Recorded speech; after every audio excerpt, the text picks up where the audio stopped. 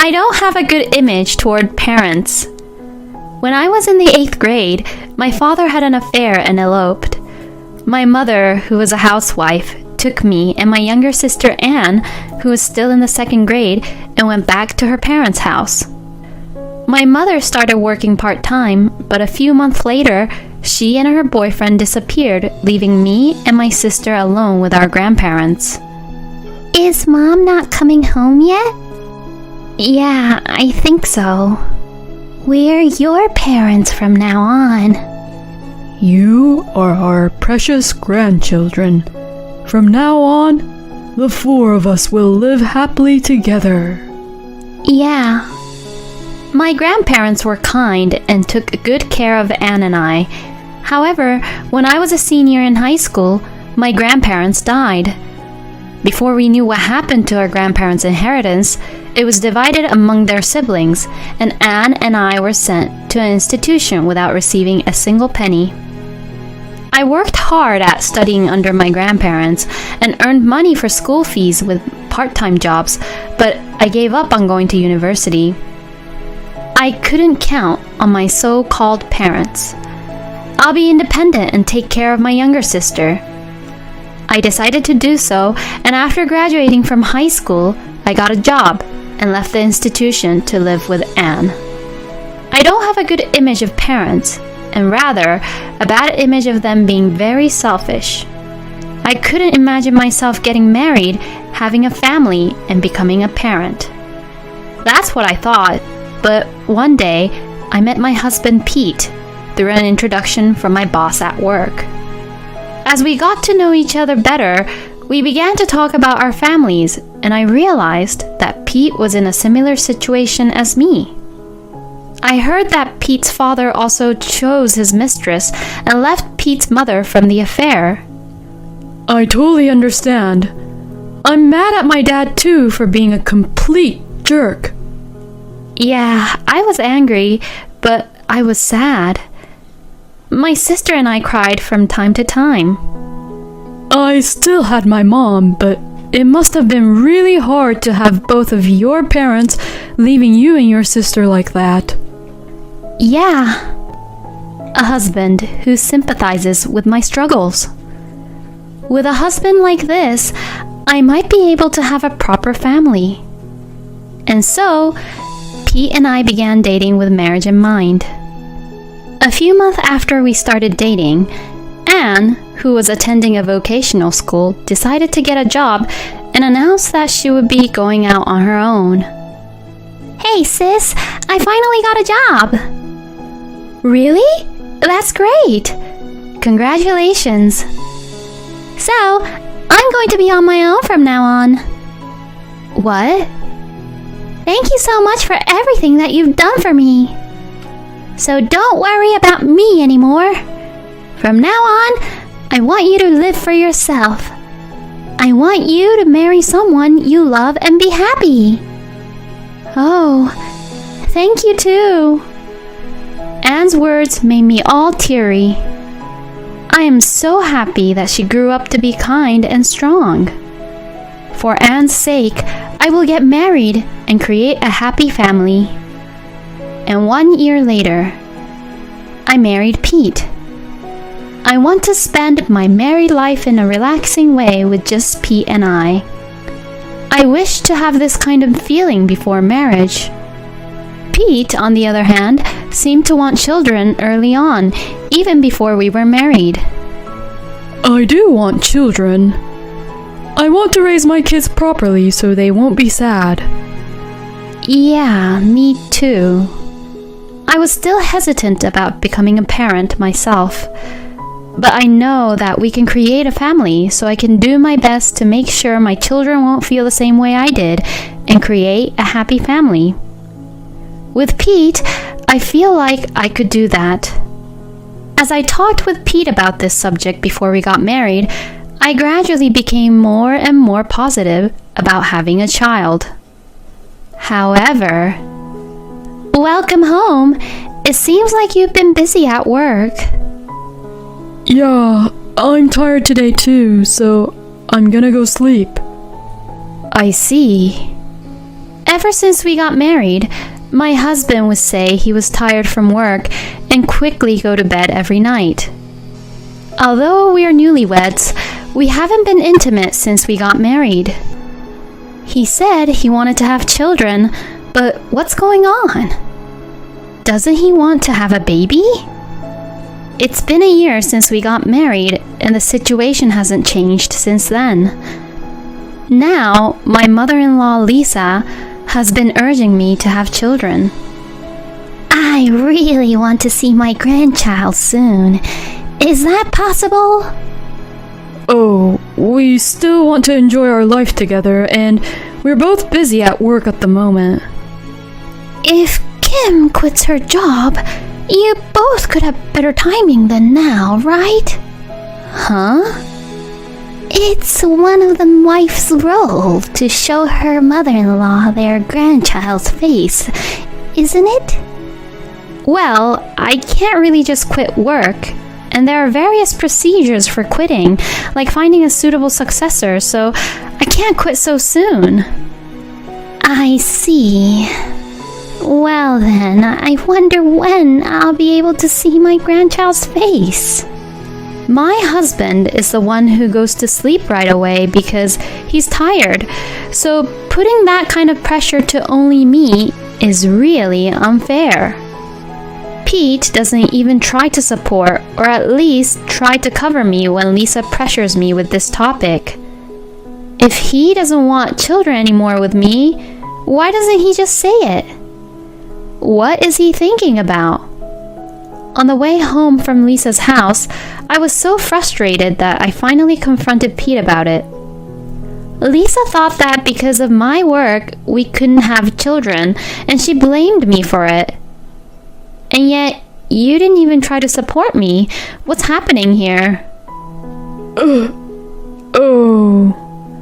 I mean, you always say that you're tired in the first place, and you don't even seem to want to have kids at all. But didn't you want to have kids? That's... What are you trying to do? Actually, I'm infertile. What? I said I wanted to have a child, but I couldn't consult you about the fact that I'm infertile. I'm really sorry. I had no idea that my husband was infertile.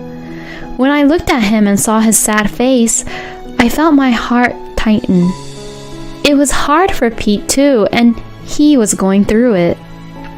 Don't apologize. I'm sorry too. You should have told me. I know you want to have children too. I'm completely fine as long as you and I can live together. Thank you. With this, Pete and I made up. It doesn't matter if we don't have children. I only hope for us to live together happily. A few months later, Anne had told me that she had decided to get married. That's great! Congratulations! Thank you very much. Anyway, I'll bring you something to celebrate.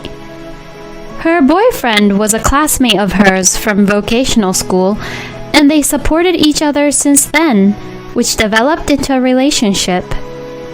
I decided to visit the house where Anne and her boyfriend lived after work, bringing a gift to congratulate them.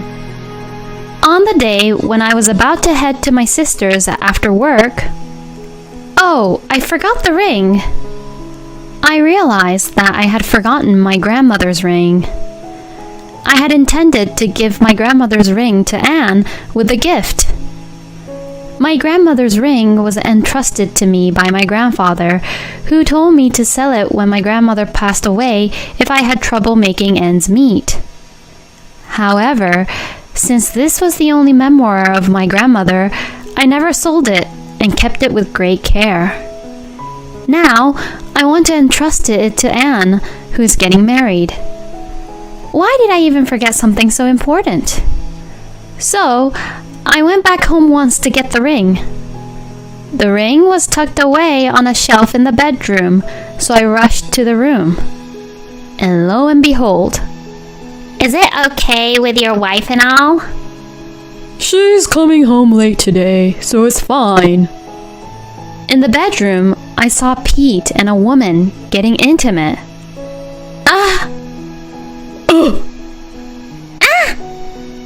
I can't believe what I'm seeing right before my eyes. I thought Pete wasn't interested in getting intimate because even if he was infertile, it would be only natural for him to be intimate and have desires. But he didn't even have that. But instead, he was being intimate with another woman. And he brought her home while I was gone. I had no idea he was such a prick. At first, I was surprised, but as I realized what was going on, I gradually got calm. I could no longer look at Pete with anything but contempt as I turned my gaze towards him, and he was the worst of the worst. I packed my suitcase and photographed the scene of the two being naked with my cell phone as they remained frozen. Hey. Are you being for real? Both of them started to wince, but I couldn't care less. We'll divorce. Alimony will be paid by you and her, so be prepared. Wait a minute, I'm not sure I'm ready for a divorce. I swallowed a lot of thoughts for you over the past few years and tried to be a good wife to you, but you betrayed me from the very beginning. You have been ignoring me and haven't been intimate with me since we got married. Pete couldn't say anything back as I said so and glared at him. I held on tightly to my grandmother's ring and left the house. We then decided to set up a meeting to discuss the divorce. Pete didn't want a divorce, and he apologized repeatedly, but who the hell does he think he is? I am so sorry. Please forgive me. Please reconsider about the divorce. Now I know about your affair, just confess everything honestly. So, Pete told me everything, including who the woman was and how long he had been friends with her. Then, he gave me the most shocking news. I actually have a child with her. What? So, it was a complete lie that Pete was infertile. I can't believe he has a child with his mistress. Pete worked overtime every day, came home tired, seemed to have no hobbies, and couldn't afford to save enough money. I had my doubts, but I never interfered, thinking that Pete, who couldn't confess his infertility, might be making some effort in his own way. But that money was spent to that woman and their child.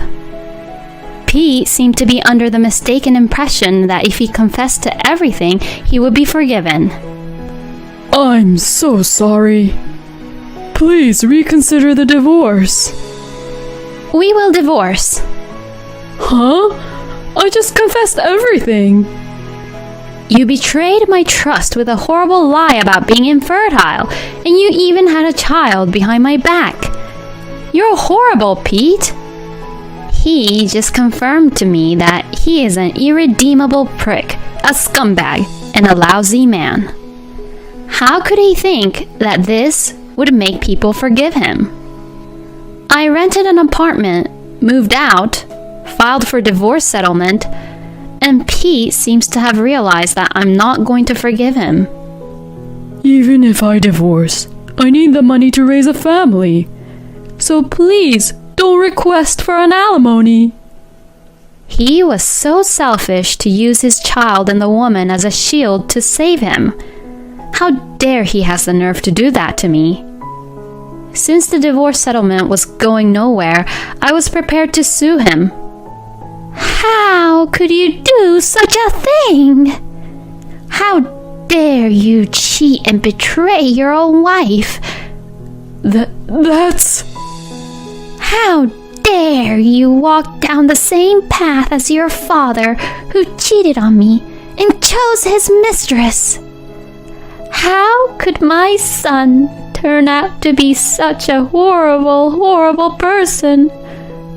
I can't believe that my life has come to this. When Lisa found out about the affair, she broke down in tears as if it was the end of the world, and she blamed her son for it.